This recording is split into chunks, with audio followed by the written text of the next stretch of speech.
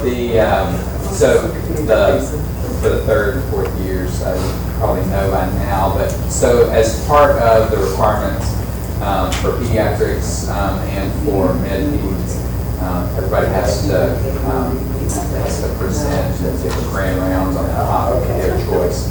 And so Priyanka Gill is going to be talking about pets, and it's we've got a pet at home, and lots of people do. And I think she's going to talk about a number of different aspects as far as kids and pets. So, turn the lights on. I'm going to turn the lights on. Okay.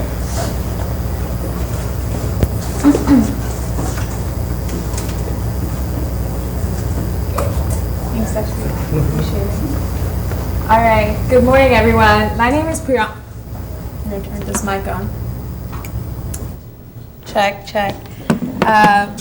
Good morning. My name is Priyanka Gill. I'm a fourth year med peds, and these are grand rounds. This is February 9th, so if you're not in the right place.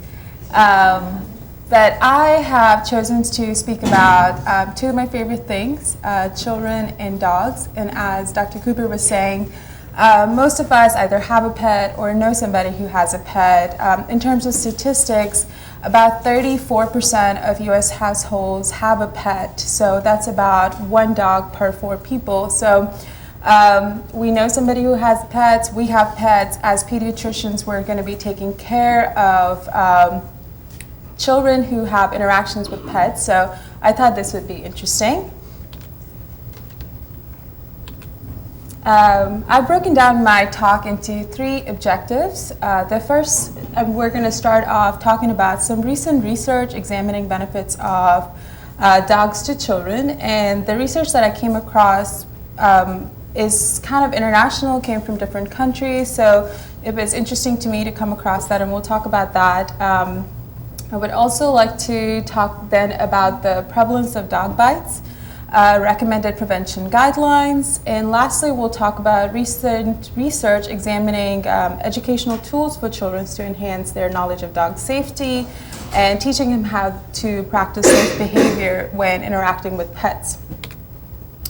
So some things that we know kind of broadly, benefits of dogs to children. As early as 1860, there's records registered by Florence Nightingale revealing animal-assisted therapy based on observation of children with small animals. Studies have shown that companionship and interaction with pet dogs can reduce pain and anxiety, improve their socialization, their quality of life, increase self-esteem. Also, some studies have shown increases in plasma concentrations of endorphins, decrease in cortisol. Pets are a source of pleasure, fun, exercise, physical security, and protection to many children. Research shows evidence that child-pet relationships has a positive impact on a child's cognitive and socio-emotional development. Pets also help children have feelings of self-importance, social confidence, and self-esteem. Significant differences have been seen between pet owners and non-pet owners, higher levels of self-esteem, self-concept, autonomy, seen in pre-adolescent and adolescent years. Children are better socially integrated, have wider social networks. The care of pets itself can promote social values of empathy, pro-social behavior, taking responsibility, and then promote some good habits in terms of tidiness, punctuality, self-discipline. So let's jump into some of the research that I've come across. This article was from Croatia, and it looked at pet ownership, type of pets, socio-emotional development of school children. This study was done in a large metropolitan area in Croatia, and it looked at about 400 girls and 400 boys in the 4th, 6th, and 8th grade. And the goal of the study was to compare the socio-emotional characteristics of school children who are pet owners and children who are not. They also dug in a little bit deeper, and the variables they assessed were the type of dogs that these children had, a child's attachment to the pet, child's pro-social orientation, empathy, loneliness, perception of family climate, and social anxiety. In the study, there were 3 subgroups.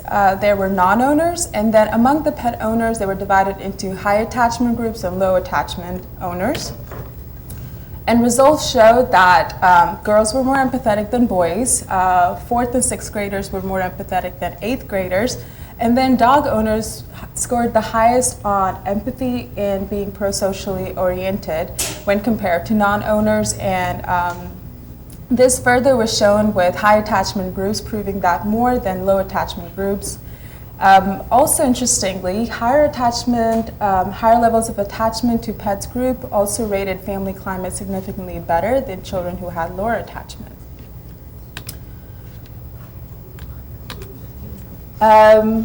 Next, let's talk about a study from Denmark that looked at domestic dog exposure at birth as it reduces the incidence of atopic dermatitis. As we know, atopic dermatitis is a chronic relapsing inflammatory skin condition that can affect about up to 25% of the pediatric populations.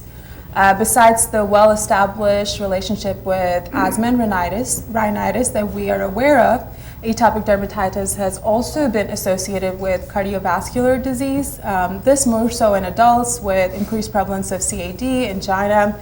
Also, there's been a correlation in terms of neuropsychiatric comorbidities with up to 30 to 50% higher chance of ADHD, as seen in a 2017 study. We know that neonatal exposure plays an important role in disease occurrence, and it's previously been suggested that upregulation of the innate immune system in children exposed to an environment rich in microbial components can might help decrease the risk of atopic dermatitis. So this study looks at whether domestic dog exposure affected the risk of atopic dermatitis in children in their first 3 years of life. The study was done in Copenhagen, and it looked at prospective cohorts. There was 2 groups. There was the COPSAC 2000 that looked at about 400 children born to mothers with asthma, and then 700 unselected children in the COPSAC 2010. They were analyzed and followed at the same research sites. Parental history of asthma, eczema, rhinitis was defined by a self-reported physician diagnosis in this study.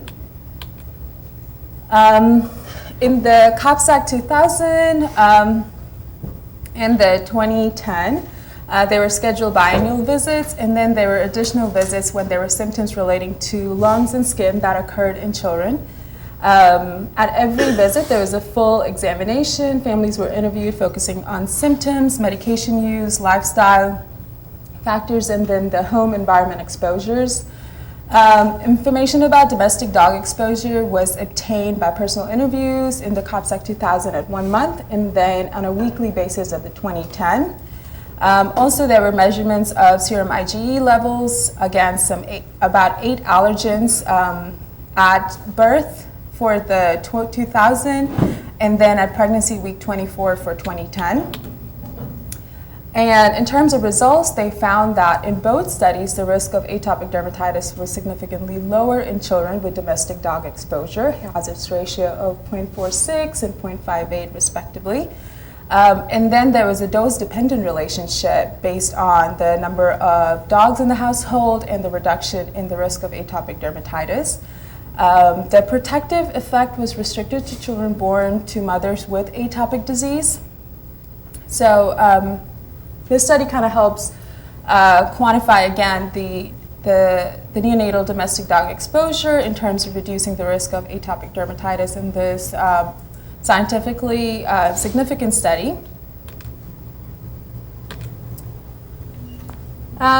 We'll talk a little bit about animal-assisted therapy as pain relief intervention for children. This is a study out of Minnesota. Animal-assisted therapy can be viewed as a healing modality involving a patient, an animal therapist, and a handler with the goal of achieving a very specific therapeutic outcome. We know that animal-assisted therapy decreases distress during painful medical procedures, promotes calmness in children with PTSD, and increases attention and positive behavior in children with pervasive developmental disorders. This study examines the impact of animal-assisted therapy as pain intervention for children between the ages of 3 and 17 years. And it was looking at their relationship between pain response and select demographic variables including age, gender, previous exposure to animal therapy, and having a pet at home. It looked at the Wong-Baker faces pain assessments. That's the different faces that go from grimace to smiling. And there was a sample size about 47 for each group. The first group got animal-assisted therapy for about 15 minutes, and the other group was the control group and did 15 minutes of relaxation. The average age in this study was 12 years, and 50% of the patients were female, so it was kind of equal. 2/3 of them had pets at home, and 7 of those 47 times 2, 94 patients had previous exposure with animal-assisted therapy. The therapist in this study was a 13-year-old Springer Spaniel. The intervention group, the study found, had significantly lower pain score at post-test, and in fact, parents' view of patients' pain was also showed that across the board, the intervention group, parents viewed their child had less pain after the therapy. Pain reduction was 4 times greater in those children undergoing animal-assisted therapy as compared to those relaxing quietly for 15 minutes. Kind of along similar vein, a study out of Brazil from a large area in northwest Brazil. It's a research and reference center for childhood cancer and annually sees about 40,000 children. This study was actually out of the nursing journal, and it looked at nursing staff professional and a guardian's perspective in terms of benefits from animal-assisted therapy. Again, it was found to be beneficial to participants, despite the fact that children really didn't understand the objective and they just kind of saw it as a distraction or as entertainment. And they, in fact, used the animal therapist in terms of goals for emotional support and then in therapy with mobility exercises, and came across a statement which would help them kind of make the case for animal-assisted therapy, incorporating that into the well-being of children at their center.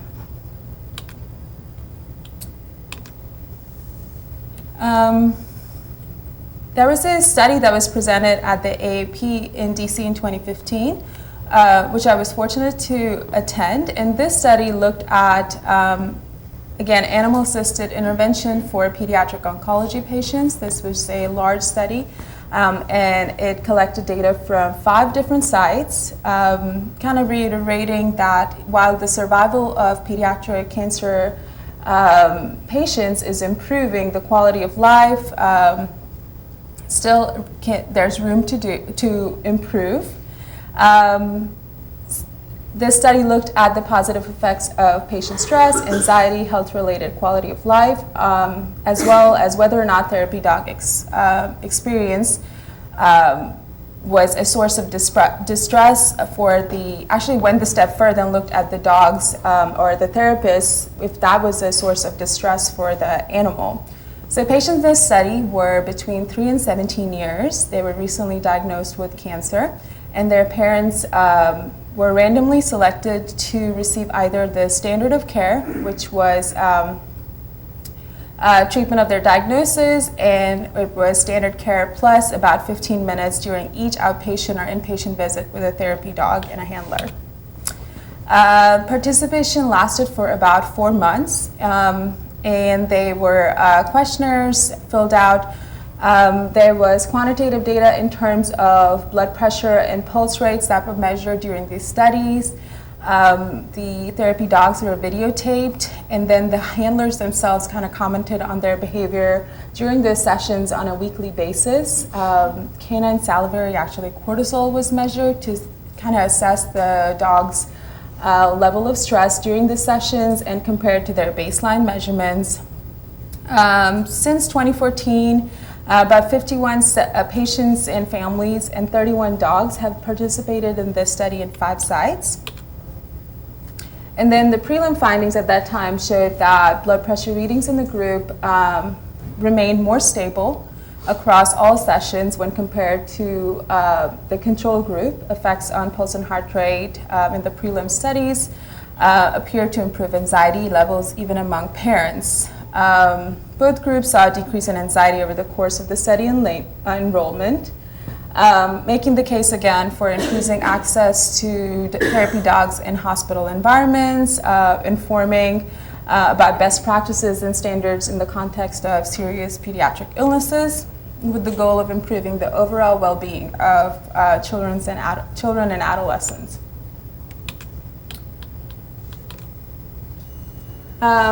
We'll switch gears a little bit and talk about a study coming out of Canada, which looked at the effects of service dogs on salivary cortisol secretion in autistic children. There were 57 children in this study that were diagnosed with autism spectrum disorder, and they were recruited from a national website that works with autism. And children who were on oral steroids were excluded, and any family members that were allergic to dogs were a reason for the patient to be excluded from the study, because the dog actually went home with the children and spent time there. There were 11 questionnaires 11-item questionnaire that was given to parents to assess changes in the child's behavior. The salivary cortisol was collected on the same day each week, and it was collected 3 times a day. It was collected upon awakening, 30 minutes after awakening, and then at bedtime. There were 3 experimental conditions that were looked at prior to the therapy starting for about a 2-week period, then during, when the dog was with them for 4 weeks, and then shortly after, 2 weeks after, when the dog was removed from the family. Introduction to service dogs translated into statistically significant cortisol awakening response per this study. Before the introduction of service dogs, there was a 58% increase in morning cortisol after awakening, which diminished to 10% when service dogs were present, and then it went back up to 48% when the dogs were removed from the families. Parents also reported that having the dog around impacted the behavior of their children positively, and a number of problematic behaviors were seen to decrease. One of the shortcomings perhaps of this study was that it didn't have a control group in terms of comparing to children who didn't have autism, because there has been studies that have shown that children with autism or developmental disorders sometimes do not secrete cortisol like a child with response to psychosocial stress with a child who doesn't have those disorders. So it would have been interesting to see a comparison with children who didn't have autism. Talking about pets in terms of improving physical exercise and motivating them to walk, get out there. There is a study that just came out last year from the UK looking at how dogs encourage and motivate walking. This study examined demographic and behavioral factors that may contribute to an owner having a strong sense of encouragement or motivation to walk.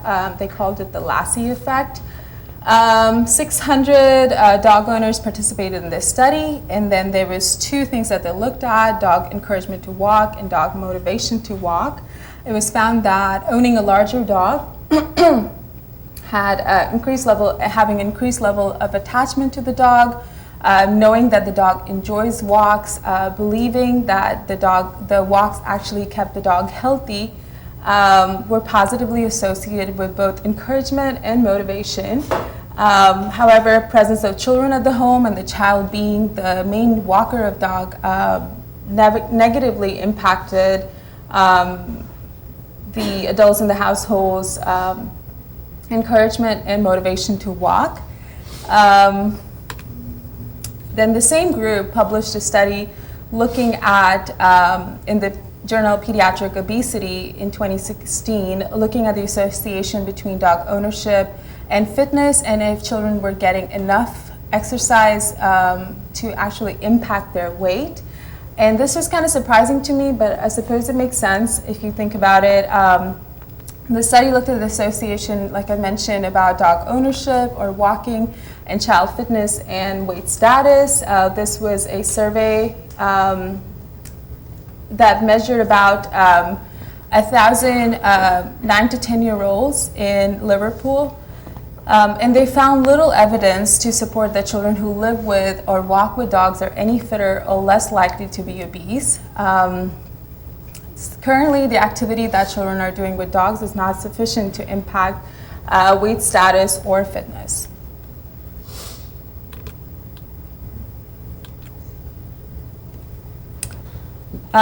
This is a study out of University of Florida and Emory University in Atlanta.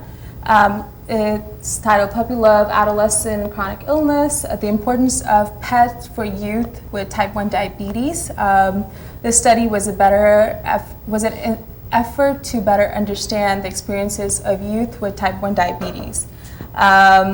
This was an exploratory study. It used photo voice, where youth were provided with disposable cameras at the beginning of the studies, and they were prompted to take 5 pictures of what diabetes means to them. And then write an accompanying narrative. The study did not mention to the participants that they were looking at the impact of pets, so it just kind of left open. Recruitment was based on a diagnosis of type 1 diabetes between adolescents between the age of 12 and 19, and someone who had had the disease for at least 2 years. Other data that was contained in the study was hemoglobin A1C, and then parents and caregivers filled out some demographic data. Upon the completion of the youth's part, $30 was mailed to them as incentive. And about 40 youth and parent pairs participated in this study, equal number of boys and girls. There happened to be more white participants in the study. And it was found, as perhaps we've seen in our patient population, youth from lower SES happened to have poorer glycemic control. That was something that the study came across again. So most of the photos that the children were encouraged to take were in 2 categories. They were either challenge photos or resilience photos. And then some of the categories that narratives fell under was children looking at diabetes supplies as tethering, food as frustration, their body as disease encroachment, and then coping mechanisms, and then symbols of stigma resistance. Coping mechanisms, photos were pictures of things they enjoyed doing to help offset the challenges of type 1 diabetes. A significant portion of youth participants took pictures of their pets and elaborated narratives about their importance in managing the challenges of diabetes. In fact, the coping mechanisms photos, pictures of pets outnumbered pictures of people by 3 to 1, and about half of the youth did that. So it helps us kind of see pets can provide improved communication, and they can be used to provide improved communication about diabetes-related experiences among youth, caregivers, and providers, and ultimately used as a therapeutic tool. Let's switch gears a little bit. We've talked about some of the benefits of dogs to children, some research that's out there, but an important thing that we need to talk about as pediatricians and caretakers of children is pediatric dog bites. Approximately 4.5 million dog bites occur each year in the United States, and about 800,000 of those dog bites in America are something that people receive medical attention for. A majority of those seeking medical attention are actually children, and they are by far the most common victims of dog bites, and more likely to be severely injured. Most of these dog bites happen during everyday activities and actually interacting with dogs that children are familiar with. The highest prevalence of dog bites in children was found to be between 5 and 9 years of age. About 18% of dog bites tend to become infected, and dog bites annually incur a medical care cost of $102 million, and about half of that goes towards the care of victims under the age of 9. So a significant medical cost as well. This graphic just kind of talks about, we talked about 36% of households in the US have dogs, 1 to 4 about dogs per person. About 400,000 children are bitten every year. 66% of injuries to children under the age of 4 impact the head and neck.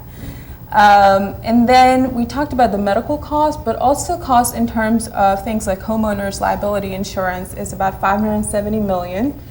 Average payment by insurers for dog bite claims is about $37,000. We'll talk about a couple of studies looking at dog bites. Since a majority of dog bites in a younger age group impact the head and neck, I found this neurosurgical article interesting. This is a University of Colorado study that looked at about 15 years of data, children that came to the Peds ER and neurosurgery was consulted. It looked at about 124 children. 17% of children who had these injuries required neurosurgical consultation. 9 were females, 8 were males.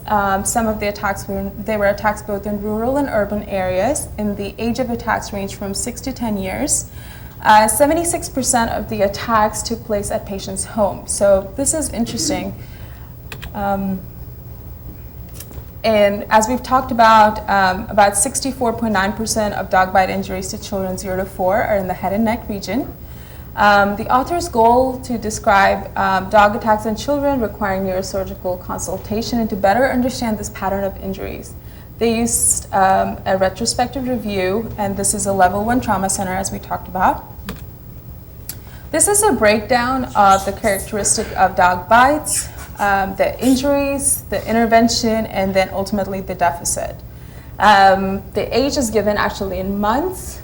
You can see there's some dogs that you hear about and we're familiar with. You'll see Rottweilers and Pit Bulls, but you also see Labradors and you see other dogs as well. The injuries predominantly are mentioned, and then thankfully for the most part there wasn't any sustained neurologic deficit except for 3 children.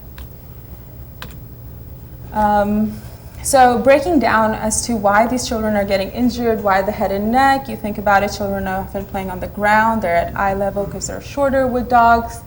And then children have more malleable skulls, and also for a large dog with the small size of a child's head or neck, they're able to put their entire mouth around the child's neck if they were attacking a child. So there's potential for significant injury there. There could be depressed skull fractures were found to be the greatest source of injury. Then also some penetrating bone fragments, some vascular injury. In this study, they found that large breed dogs were responsible for all attacks on children. Most were family pets. Most of the attacks happened at home. And then we talked about some neurological injury. Prophylactic antibiotics are commonly used. Augmentin is what we use, even though there's some conflicted data about the indication for prophylaxis in every case.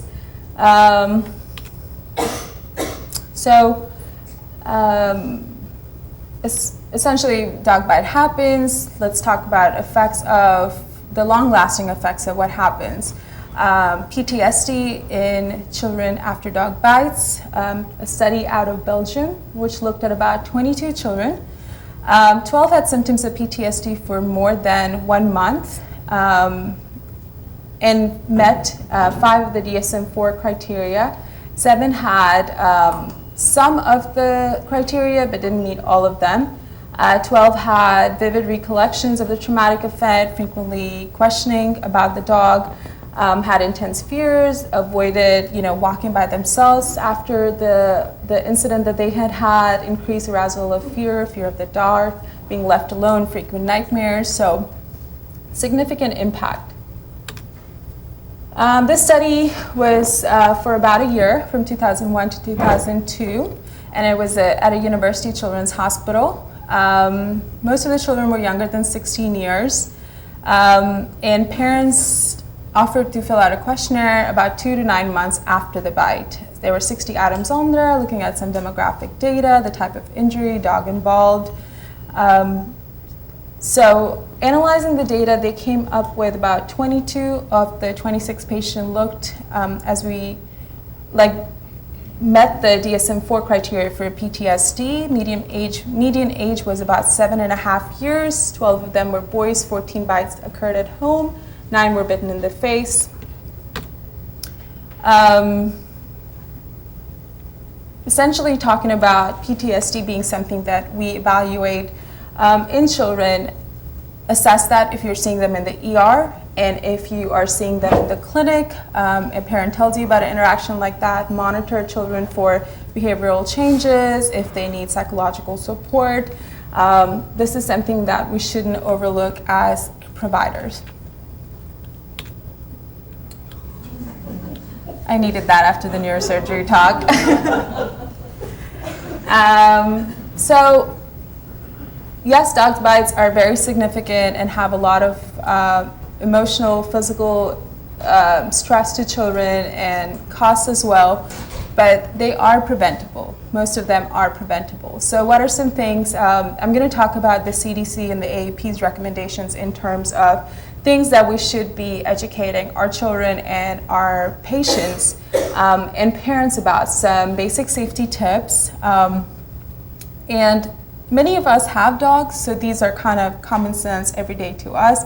But a majority of population, we'll talk about later in analyzing how many people actually know about dog safety tips, and the studies found that majority of patients and parents were failing these knowledge tests. So it's actually not so commonplace. So worthwhile to kind of talk about this when we are having our well-child visits or injury visits.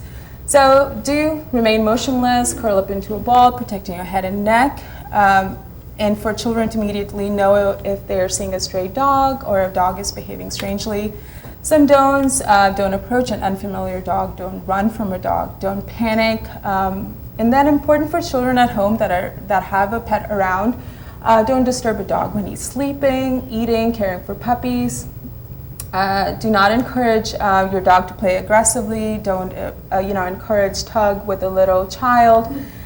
And very important, don't leave a dog unsupervised with a child. Per the AAP, kind of echoing the same things. And the important thing is any dog can bite.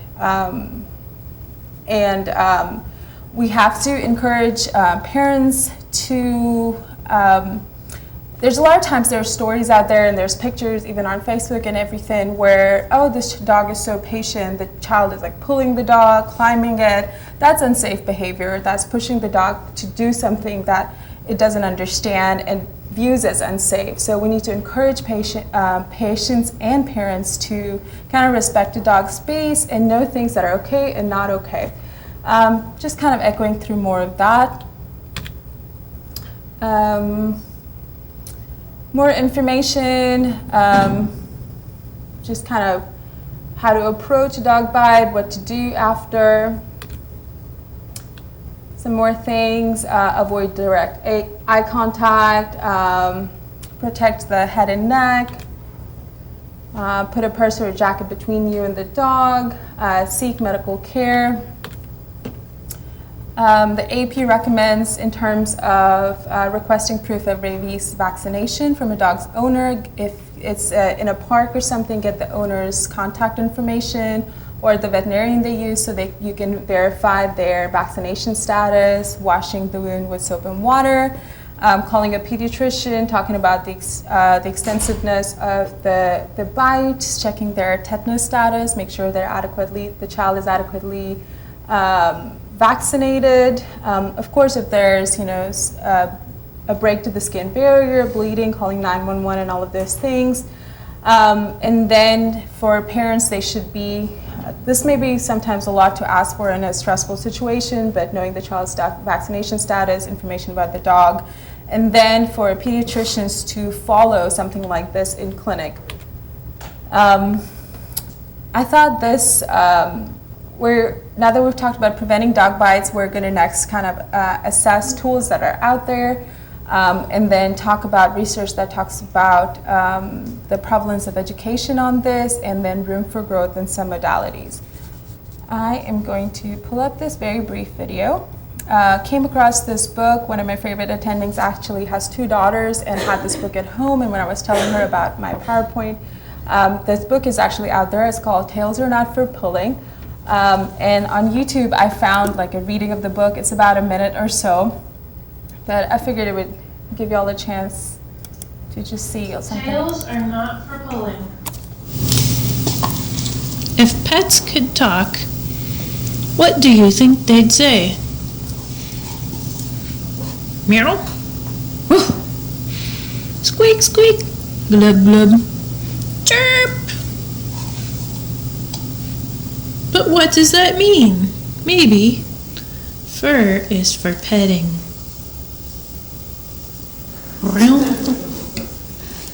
It's relaxing, Backs right? are for scratching. Noses are for nuzzling. Tails are not for pulling. Ruff.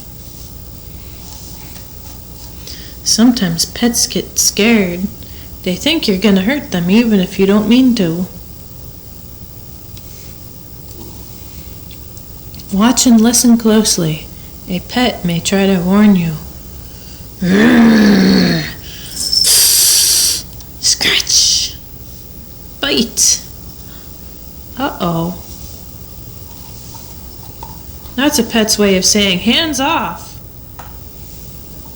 Be gentle. Pets are for cuddling, not squeezing. Pets are for loving, not teasing. We touch kitty cats gentle. Meow. Meow. We touch doggies gentle. Ruff. And don't forget, tails are not for pulling.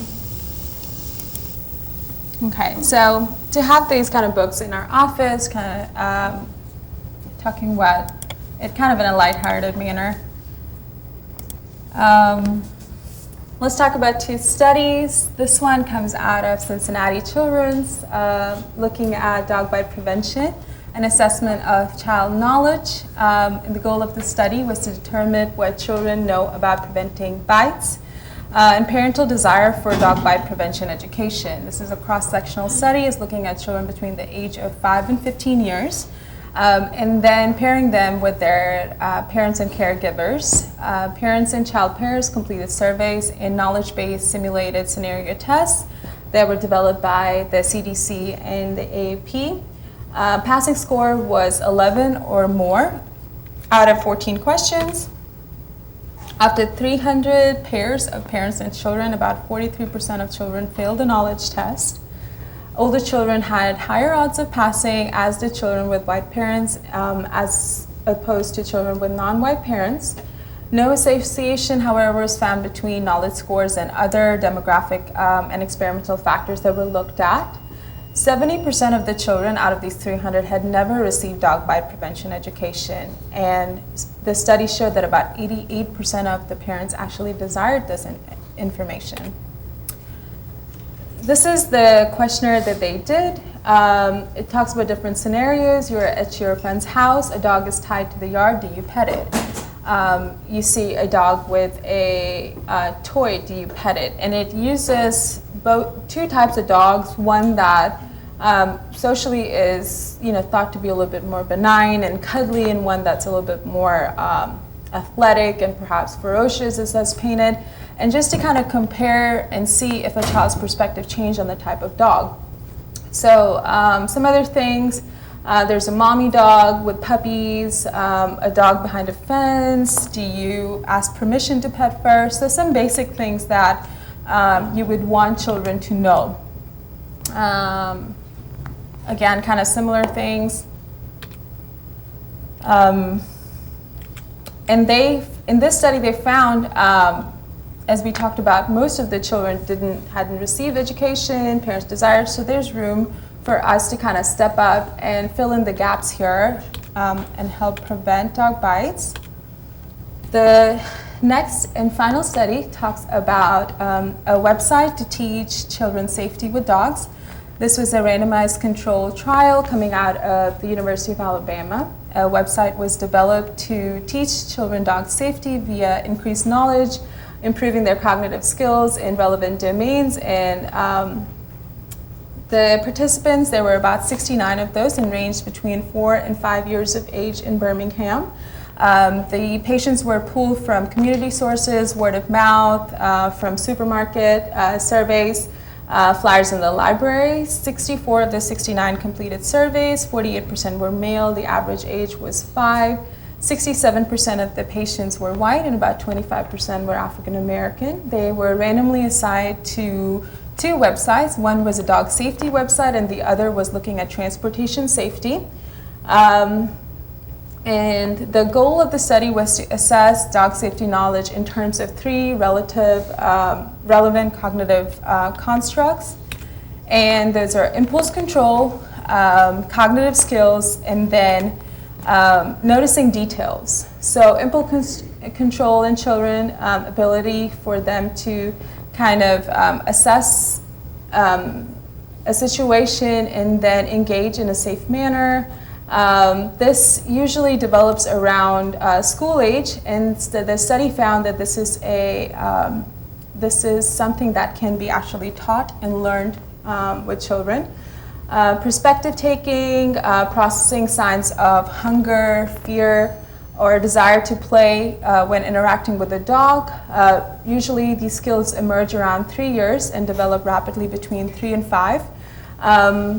And this again has been demonstrated as something that can be trainable. So this is something that we can work with.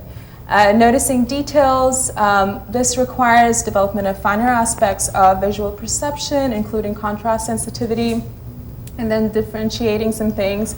This again, pre and early school years. So the study looked at these different things.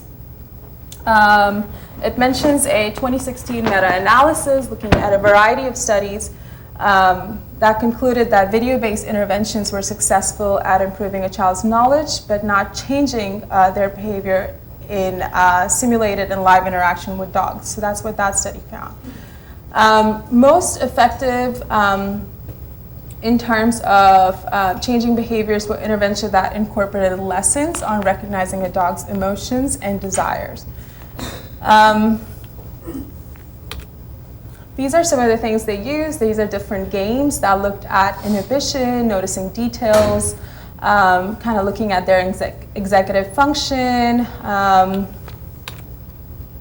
perspective taking, basic trivia to check about knowledge for dog safety, and then testimonials from children talking about not to play with a dog that's sleeping and not to fight over property, some other things.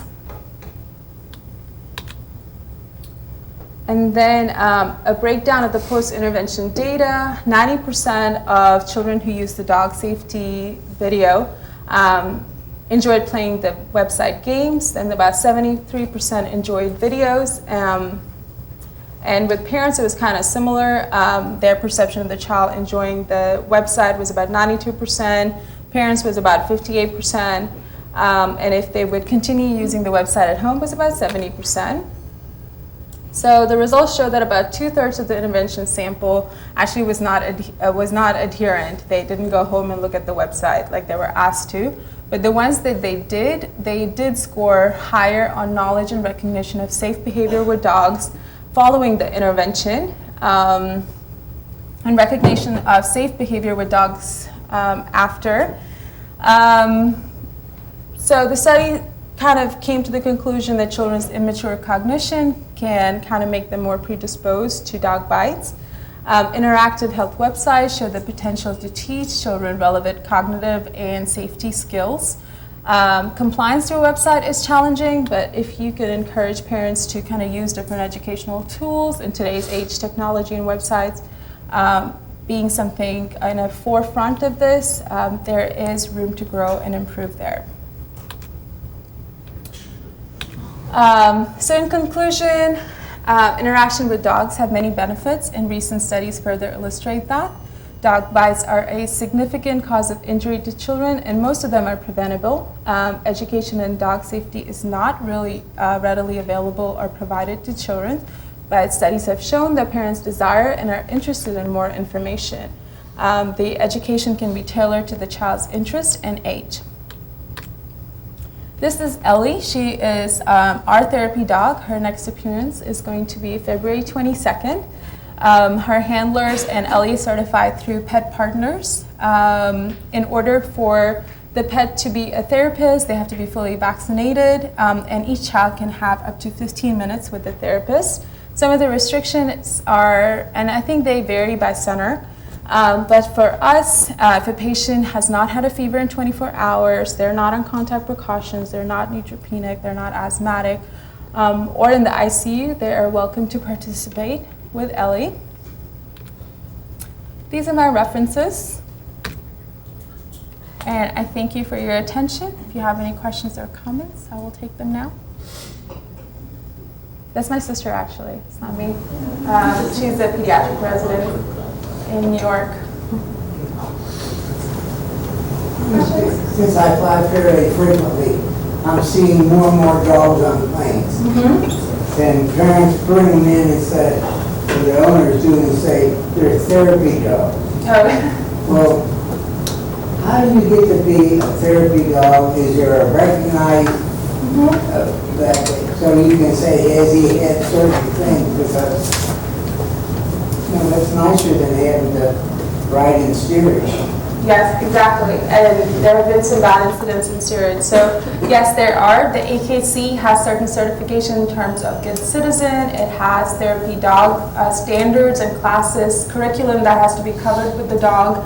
And then other organizations such as Pet Partners that license with them, every dog has to meet certain standards and prove its skills before it can qualify as a therapy dog. So we can, it'd be reasonable to say, how is your dog certified? Yes, I think so. Just Yeah. calling it a therapy dog doesn't make it a therapy dog. Well, there was just an article in the Wall Street Journal about this. So one is that I think it's $125 to fly your dog, and that's in the bottom of the plane. And you can get there's a website where you can get a letter of certification that your dog is a therapy dog. And it's, I don't remember how much it is, but it's less than $100. So once you do that once, then you're good for 12 months. And so if you fly frequently, but it's becoming more and more of an issue, and the airlines are starting to crack down on this. Part of it is because of allergies. If people are allergic to dogs or especially cats, and so it's becoming more and more of an issue whenever, and frequently the role of the problem that the person has is that it just helps calm them during the flight, which, the study showed dogs calm anybody. So, Do we know, are the airlines requiring this policy? so they require a letter, but you don't have to really have any kind of, the dog doesn't have to, or the pet doesn't have to have any kind of. It's not as strict as like a service dog. It's different between like a true service dog and like an emotional support animal therapy dog. Well, my dog is an emotional support. That's what he has. Exactly. But the airlines are starting to become more stringent.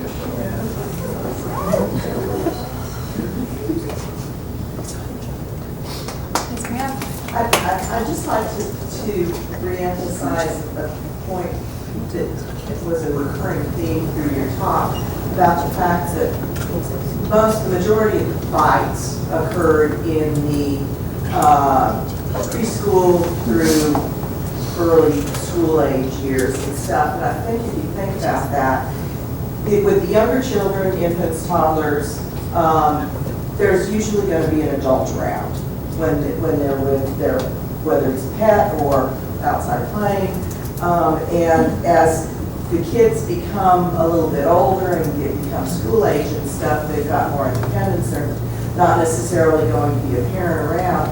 And I think that's where your emphasis on teaching the children about appropriate ways to interact with the dogs and recognizing cues, the subtle behaviors of the dogs and stuff, because it becomes really important, because if they're not taught that, once they become independent, they don't know. And that's when these bites occur, and as you saw, again, the majority of those were the pets in the home. So it is really important to emphasize that with the families when you're seeing them in your well baby visits, to teach them, start teaching them young, and then continue that as the child becomes more independent about how to interact with the family, not just the family pet, but other dogs that may encounter outside playing.